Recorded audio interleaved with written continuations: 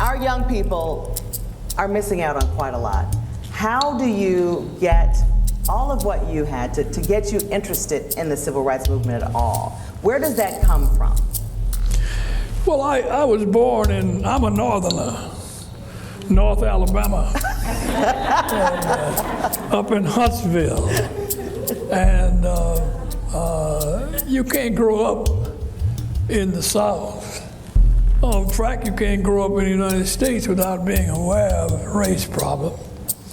And when I was a boy, about, I guess, 12 years old, my father ran a little sweet shop in Huntsville, and I was coming out of the place one day, and a big burly white police officer was coming in.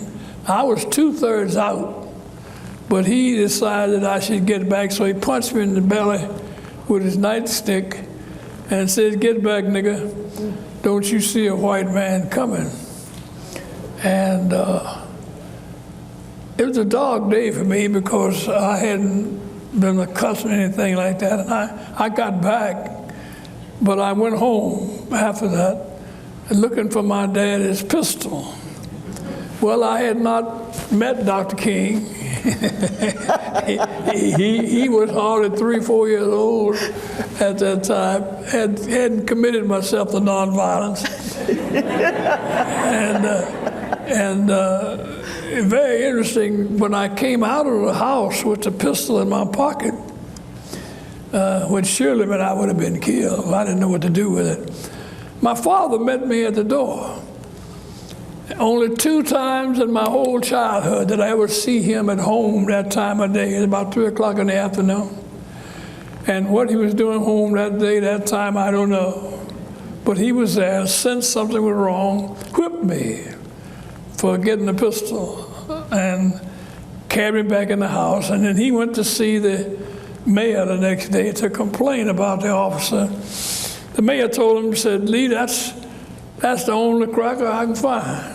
That was his words, "The only cracker I can find to be a police officer is one with that kind of attitude. Nothing I can do about it." And my father was furious, and I decided then that something had to be done about race relations. I wasn't sure what, but I knew something. And that seed was planted.